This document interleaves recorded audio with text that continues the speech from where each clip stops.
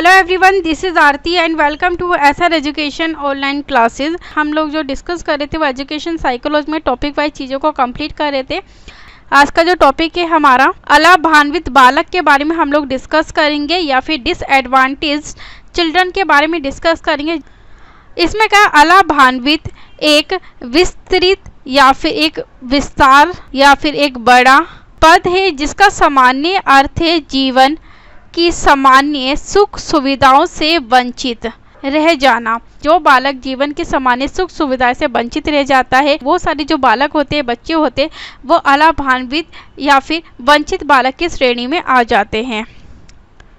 अगले पॉइंट में कहा इस अर्थ में प्रत्येक बालक या व्यक्ति को अलाभान्वित बालक या व्यक्ति कहा जा सकता है क्योंकि कुछ ना कुछ सुख सुविधाएं से हम में से प्रत्येक व्यक्ति वंचित रह जाता है। यानी कि इसके अंदर होता है कि जो अलाभान्वित बालक होते हैं, वंचित बालक होते हैं, वो अपने संपूर्ण जीवन में किसी न किसी सुविधाओं से हमेशा वंचित रह पाते हैं क्योंकि जब वो वंचित होते हैं उनके परिवार की स्थिति ऐसी नहीं होती कि बच्चों को सारी सुख सुविधाएं प्रदान कर पाते, बच्चों को सही प्रकार से एजुकेशन प्रोवाइड नहीं कर पाते, बच्चे का जो स्वास्थ्य है वो भी खराब रहता है। तो ये सारी जो परेशानियाँ होती है वो कहीं ना कहीं बच्चे की पारिवारिक स्थिति, आर्थिक स्थिति के ऊपर डिपेंड होती है, जिस कारण जो बच्चे हैं वो सारी चीज़ों से वंचित रह जाते हैं। किंतु मनोविज्ञान में आर्थिक, सामाजिक एवं सांस्कृतिक दृष्टि से अलाभान्वित समुदाय में अधिकतर हरिजन एवं आदिवासी जाति के समुदाय से आने वाले बालकों को अलाभान्वित बालकों की श्रेणी में रखा जाता है। भारत के अनुसूचित जाति जनजाति के 95% परिवार ऐसे हैं जो सामाजिक, आर्थिक एवं सांस्कृतिक दृष्टि से काफ़ी पिछड़े हुए होते हैं। कुछ पिछड़ी जातियों के बालक को भी इस श्रेणी में रखा जाता है। और हमारे समुदाय में जो हरिजन होते हैं, आदिवासी जाति के जो बच्चे होते हैं, जो अनुसूचित जाति या फिर जनजाति के जो 95 परिवार ऐसे होते हैं जिनकी सामाजिक, आर्थिक और सांस्कृतिक दृष्टि से काफ़ी पिछड़े हुए होते हैं। तो ऐसे जो बच्चों को, ऐसे जो बालक को किस में रखा जाता है? अलाभान्वित बालक की या फिर वंचित बालक की श्रेणी में रखा जाता है। उन परिवार की स्थिति खराब होती है जिस कारण बच्चे पढ़ नहीं पाते, उन्हें अच्छी एजुकेशन बच्चों को नहीं मिल पाती, बच्चों को अच्छा भोजन नहीं मिल पाता, बच्चे कल्चर में, अपने रहन सहन में बच्चों को जीवन जीने में कठिनाइयाँ होती है और छात्र जो होते सभी रूप से, सभी चीज़ों से वंचित रहते हैं। तो ये सारे जो बच्चे होते हैं वो अलाभान्वित बालक की श्रेणी में आते हैं। अगले पॉइंट में डिस्कस करेंगे अलाभान्वित बालक की क्या क्या विशेषताएं होती है। हम किस प्रकार पता लगा सकते हैं कि कौन सा बालक वंचित श्रेणी में आता है और कौन सा बालक वंचित श्रेणी में नहीं आता। अलाभान्वित बालक होते हैं वो गरीबी के कारण उनकी आर्थिक स्थिति खराब होती है जिस कारण बच्चे जो है वो आगे पढ़ लिख नहीं सकते, उन्हें सुख सुविधा प्राप्त नहीं हो पाती परिवार के द्वारा। तो ये सारे जो बालक होते हैं वो वंचित बालक या फिर अलाभान्वित बालक की श्रेणी में आते हैं। अगली विशेषता है ऐसे बालकों का आत्म प्रत्यय नकारात्मक होता है, अर्थात ये अन्य बालकों की तुलना में अपने आप को हीन समझते हैं। यानी कि जो अलाभान्वित बालक या फिर वंचित बालक की श्रेणी में आते हैं इनका जो नज़रिया होता है हर चीज़ के प्रति हमेशा नेगेटिव होता है, हमेशा नेगेटिव रूप से छात्र सोचते हैं। और अन्य बालक की अगर तुलना की जाए एक सामान्य बालक की जिन्हें सारी सुख सुविधाएं प्राप्त होती है, जो समय से स्कूल जाते हैं, पढ़ते लिखते हैं, और दूसरी जगह हम वंचित बालक की बात करें तो ये बालक अपने आप को दूसरे बालक से हमेशा हीन समझते हैं, तुच्छ समझने लग जाते हैं। क्यों? क्योंकि उनके परिवार की स्थिति नहीं होती छात्रों को सुख सुविधाएं प्राप्त करने में और हर चीज़ से छात्र वंचित रह जाते हैं, जिसके कारण जो है बच्चों को अनेक प्रकार की समस्याओं का सामना करना पड़ता है। इसलिए उनकी जो थिंकिंग होती है हर चीज़ के प्रति, हर नज़रिए के प्रति हमेशा नेगेटिव रहती है।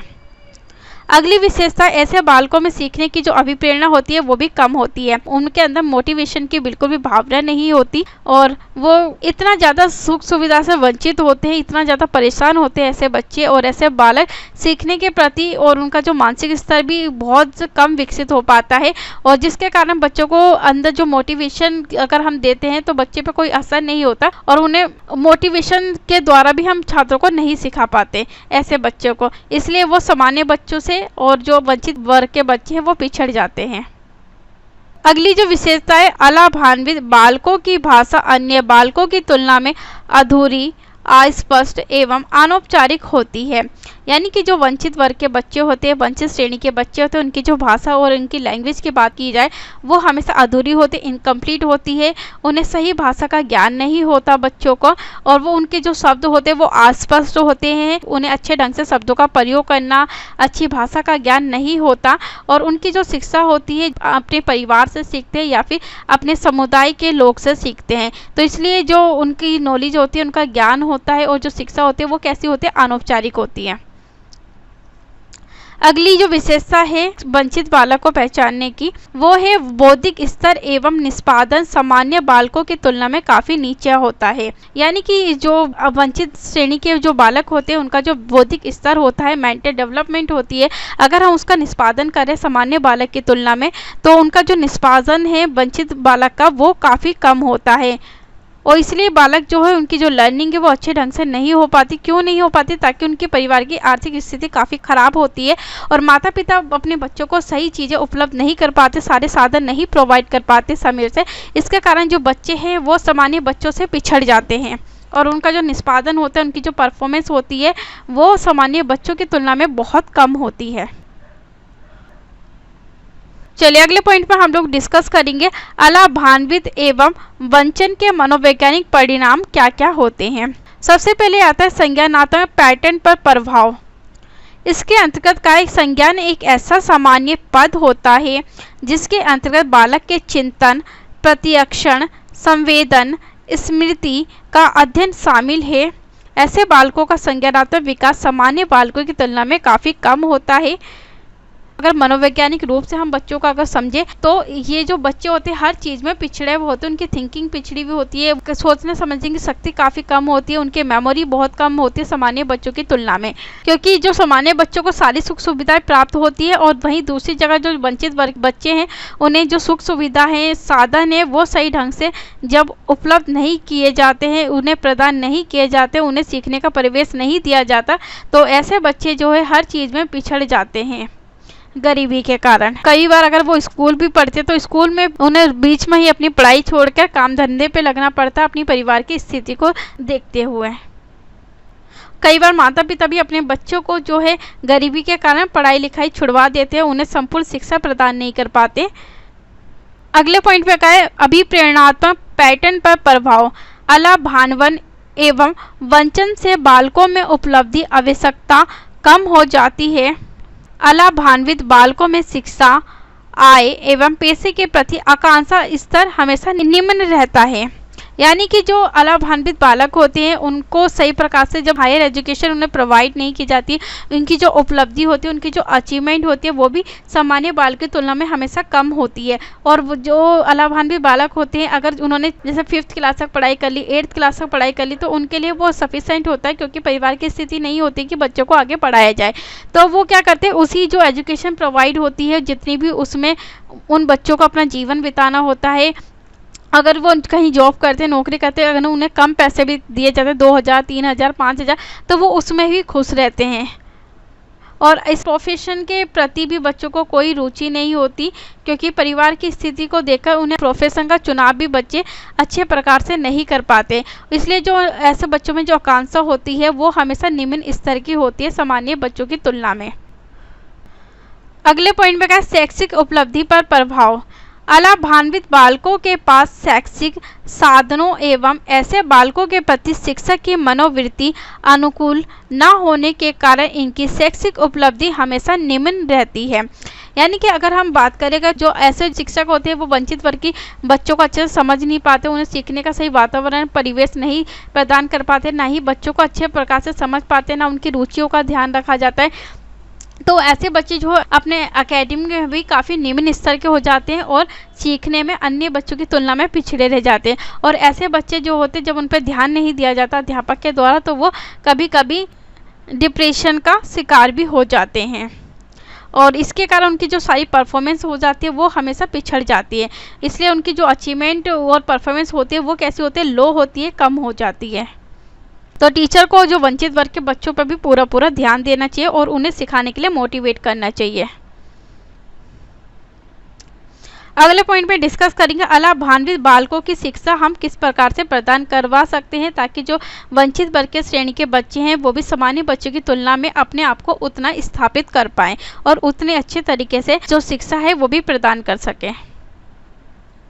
अलाभान्वित बालकों की शिक्षा पर विदेशों में एवं अपने देश में भी विशेष ध्यान दिया जा रहा है। यूएसए में ऐसे बालकों के शैक्षिक स्तर को दुरुस्त करने के लिए एक विशेष कानून एक्ट बनाया गया है, यानी कि जो वंचित वर्ग के श्रेणी के बच्चे हैं जिनकी आर्थिक स्तर गरीबी के कारण बच्चों की पढ़ाई लिखाई पे माता पिता ध्यान नहीं देते या उन्हें सही ढंग से शिक्षा प्राप्त नहीं हो पाती,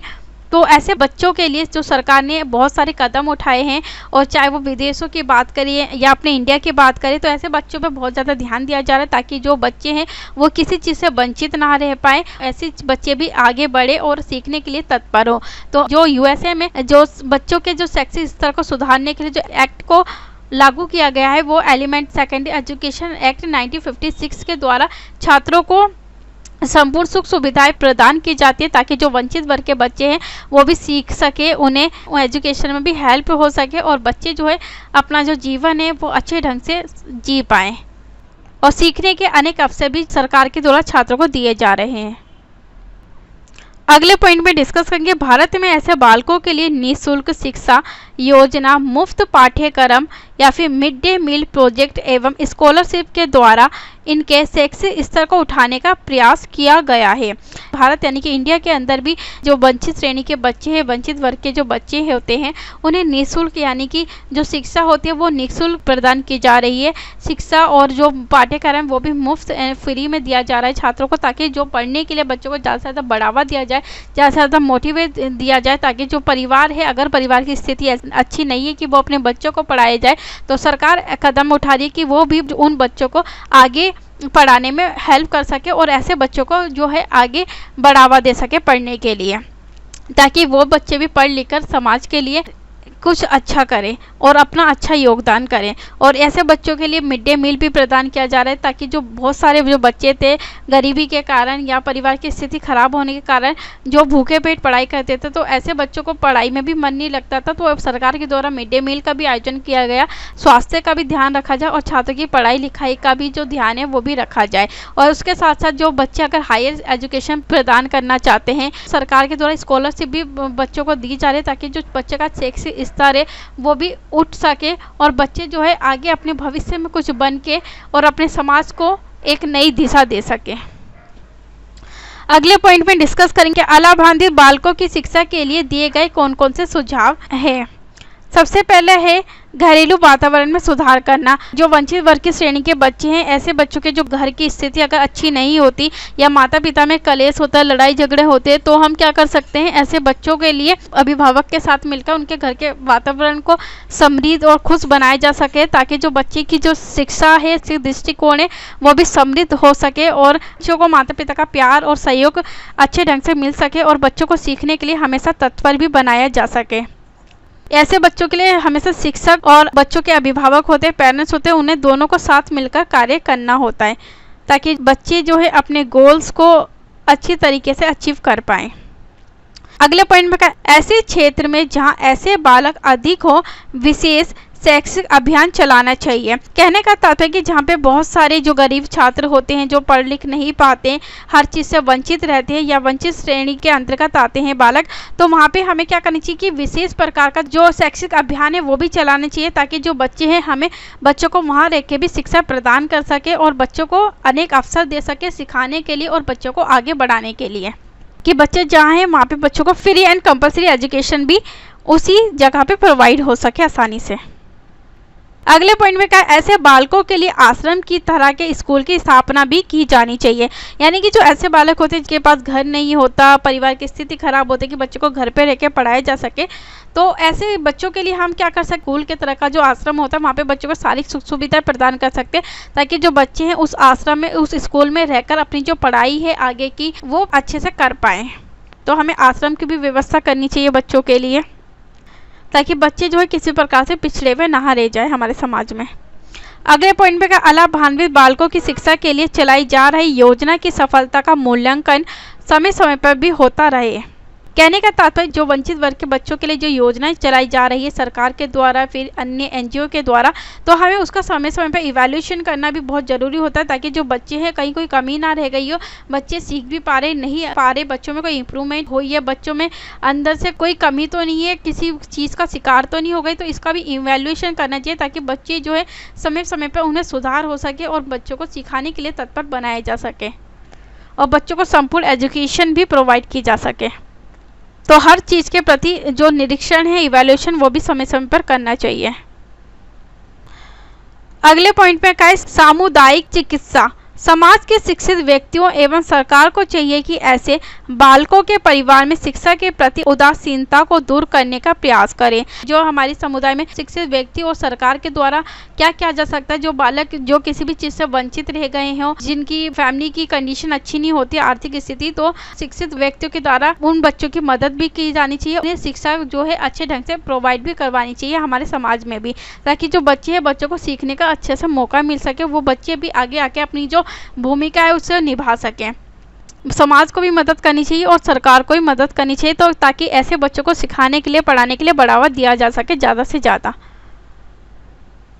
अगले पॉइंट पे क्या, ऐसे बालकों के लिए पूर्व विद्यालय योजना चलाई जाए ताकि ये बालक विद्यालय जाने से पूर्व लाभान्वित बालकों के समान हो सके। कहने का तात्पर्य कि जो वंचित वर्ग की श्रेणी में आते बच्चे जो होते हैं हर चीज़ से अपने आप को दूर रखते हैं, हीन समझते, तुच्छ समझते, तो ऐसे बच्चों के लिए विद्यालय जाने से पूर्व हम क्या कर सकते हैं, अपने समुदाय में या बच्चों के आसपास पूर्व विद्यालय योजना चला सकते हैं, ताकि बच्चे जो है विद्यालय जाने से पूर्व बच्चों में इतनी समझ विकसित हो जाए ताकि वो भी सामान्य बच्चों की श्रेणी में आ सके और वो भी बच्चों के अंदर सोचने, समझने, लर्निंग करने की जो शक्ति है, कैपेबिलिटी, योग्यता, वो भी अच्छे ढंग से विकसित हो पाए। वंचित वर्ग की श्रेणी के बच्चों को और जो सामान्य वर्ग के जो बालक है दोनों को एक श्रेणी में लाया जा सके, ताकि बच्चा जो है किसी भी प्रकार से सीखने में अपने आप को हीन ना समझे।